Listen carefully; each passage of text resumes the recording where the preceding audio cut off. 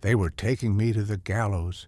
No, dragging me like some hornless bull to the slaughter. The crowd roared, children pointed, old women crossed themselves. And me? I was counting steps. Not to God, not to salvation, to the moment my boots would hit the stirrups. "Any last words, Eppelein?"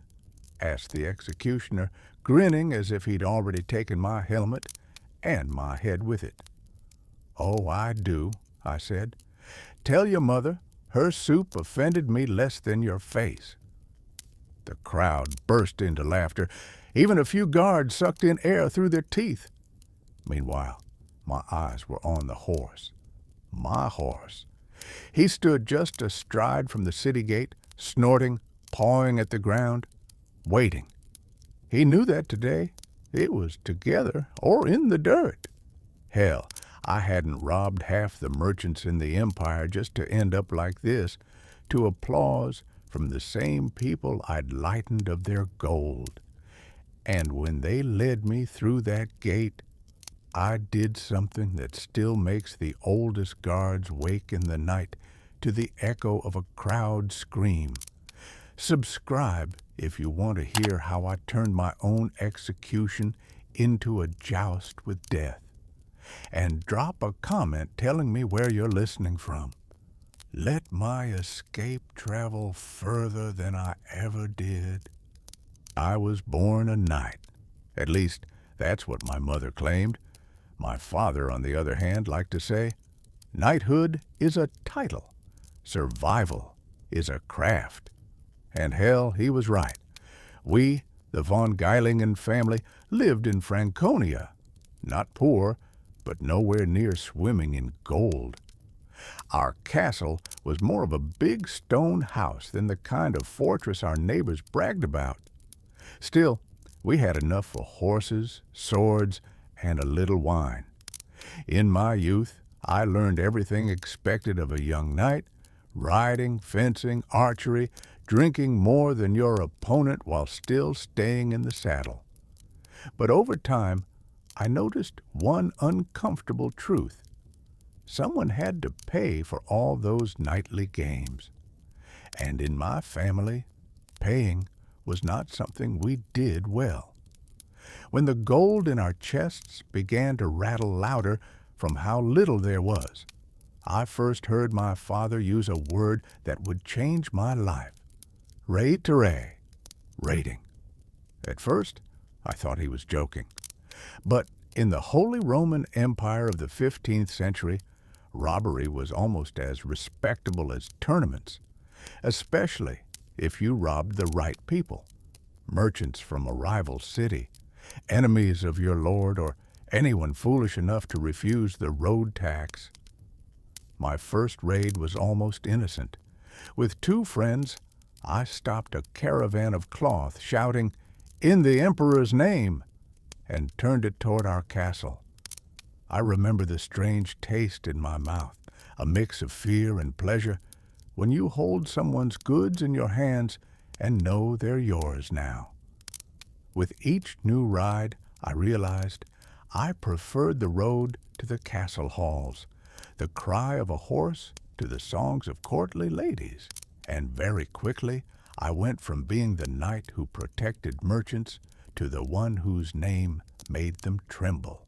But true fame came when I dared to challenge Nuremberg itself. And oh yes, friend, from that moment, my life became a game where the stakes were my own neck.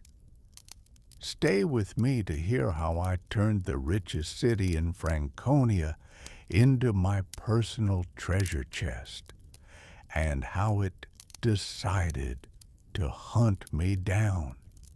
You know, friend, there are cities you shouldn't raise your hand against, and then there are the ones practically begging to get hit. Nuremberg was exactly that. A merchant city, a banker's city, a place where even the cobblestones seemed weighed and priced in gold, and a city with a long memory and sharp teeth if you dared touch its purse. My first clash with Nuremberg began with an incident merchants still talk about with a shiver. My lads and I intercepted a caravan of silver bound for Augsburg. Not just a few chests, an entire wagon load, guarded by men armed to the teeth. But guards are no problem if you know what's in their bellies after lunch. We laced the wine in their flasks, flasks that had accidentally ended up in their baggage, and within an hour, those fine warriors were snoring on their own wagons. The silver was ours, and Nuremberg got a slap it wouldn't forget. Their answer was quick. They declared me an outlaw. That meant anyone could seize or kill me without trial. And of course, they put a price on my head big enough to make a brother turn on his own blood. But I wasn't the kind to vanish into the woods. I went bolder, daytime raids, strikes right under the city walls, intercepting couriers. They hated me in the rat house, but in the markets and taverns they sang about me. For peasants and craftsmen, I was the one who robbed the rich and shared with those who gave shelter or whispered useful words. And while Nuremberg was gnashing its teeth at me, another beast rode up, Rothenburg. Smaller, but sneakier. It was Rothenburg's mercenaries who caught me for the first time, and that's when I realized the hunt had truly begun. But hell, I was ready, because when everyone's hunting you, you're no longer just an outlaw. You're an enemy of the empire. Stay tuned to hear how my first hunt ended and why I escaped from my chains, leaving behind nothing but the smell of horse sweat and laughter in the dark. They didn't catch me in battle or in a chase or even mid-raid. They caught me in a tavern. And hell, that's the biggest shame of my life. I just returned from a good haul, 2 wagons of fur and wine. We'd celebrated well, and I decided to top off my cup with some warm, spiced wine. That's when the door swung open, and 7 men walked in. Not drunken peasants, mercenaries from Rothenburg, wearing those same red and black cloaks I'd seen on battlefields. Eppelein von Gailingen, their leader asked, planting a boot on the bench by my table. And if I am, I replied, taking a sip, then you're coming with us, alive or, well, you get the idea. I managed to smash a mug into one man's teeth and flip the table, but the numbers weren't in my favor. They bound me and dragged me through the night to the city gates. In the Rothenburg prison, the stench was worse than any battlefield. Damp stone, mold, and the screams of those being tortured upstairs. They threw me into a cell where even the rats looked at me suspiciously. The next day, 2 men visited me, a city council representative and a fat notary. They read my sentence, hand me over to Nuremberg for trial, then the gallows. Their faces said, this one's not going anywhere. But they didn't know 2 things. First, I don't believe in impossible. Second, I had a friend in that prison, a stable hand, who once owed me his life. That night, he brought me a rope and a key, one that fit only a single lock. But that was all I needed. I squeezed through the window, slid down the slick wall, and landed in a barrel of horse dung. Yes, the smell was even worse. My horse was waiting, saddled and ready. When I rode out through the gates without looking back, I knew one thing. They hadn't broken me. They'd just made me angry. This wasn't survival anymore. This was war. Don't go anywhere. Next, you'll hear how my war with the Empire brought me right to the day I was meant to die, and why I decided I'd only die in the saddle. They say when you know you're going to die, the world becomes sharper. Hell, I'd argue otherwise. That morning, when they came for me, the world wasn't sharp. It was muffled, everything drowned under the pounding of my own heart. They'd caught me after a botched raid right under Nuremberg's walls. Someone had sold me out, and now I sat in their prison, where every day began with the screams of those being worked over by the torturers upstairs. In the morning, my cell door opened, and 4 guards walked in. "It's time," one said, gripping the shackles like they were part of his arm. They marched me to the courtyard. The crowd was already there. Merchants, craftsmen, women with children. Some had come for the spectacle, others to make sure I really died.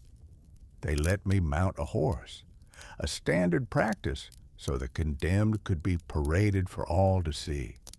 My own horse, no less. They thought it was a fine insult that I'd ride my own steed to the place I'd hang. They didn't understand they'd just made the biggest mistake of their lives. We moved through the streets, and I saw people whispering. Some nodded to me. Some spat. Me? I was thinking about the way air feels in your lungs when you're flying. When we reached the city gate, I glanced at the guard standing by the winch of the drawbridge. He was relaxed, certain that with my wrists chained, I couldn't possibly go anywhere. And then I remembered my father's words. Knighthood is a title. Survival is a craft. Time to get back to my trade. Don't go anywhere. Next, you'll hear how I turned the road to the gallows into the most daring escape of the 15th century. The chains rattled on my wrists. I felt their weight, and knew these were the last seconds they'd hold me. My horse was restless. He could hear my heart pounding in my chest. I leaned to his ear. Today, my friend, we either fly or we fall. As we approached the gate, I saw the drawbridge was down and the doors half open, ready to let through some other procession. The guards stood relaxed, certain no condemned man in shackles would do anything insane. They underestimated me. I drove my heels into the horse's sides. He lunged forward, and in that same instant I raised my bound hands and pressed my knees into him. The roar of the crowd turned into a deafening blur as we charged straight for the gates. One guard tried to block us with a spear, but the horse leapt over him as if he were a rotten log. Ahead, a narrow passage, the wall, and, hell, a drop high enough to snap any neck. "Fly!" I shouted. The horse reared and leapt. We cleared the stone ledge, the ground vanishing beneath us. The moat flashed below, cold wind smashing into my face.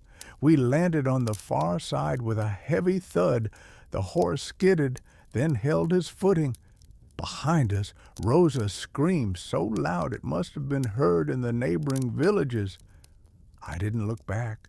I just laughed, because I knew we'd just rewritten the history of escapes forever. Next, you'll hear what happened after the leap, and why even the fastest horse can't outrun time. After that leap, I was more than a man. I was a ghost. In the taverns of Franconia, they sang ballads about the horse that could fly and the outlaw who spat in the gallows' face. I was seen everywhere and nowhere. Some swore I robbed merchants near Würzburg. Others swore I drank with them in Augsburg. The truth was simple. I could no longer show myself in cities openly. After the humiliation, I dealt Nuremberg. They would not rest until my head hung from their gates. But I kept raiding. Smaller caravans, quick strikes, vanishing before anyone could react. Years passed, and even legends grow tired. Friends drifted away, allies found safer trades. I began to feel like I was playing chess against myself. And then I was betrayed again. Not in battle, not on the road, but in my own bed. My hideout sold to mercenaries by one of the very men whose life I'd once saved. They came at night, and this time there was no horse waiting outside. They took me to Nuremberg. The trial was short, the verdict predictable, and though I tried to smile, I knew there would be no second leap. At dawn, they led me to the square. The crowd was silent, not like the day I'd escaped. It was the kind of silence in which even enemies acknowledge your courage.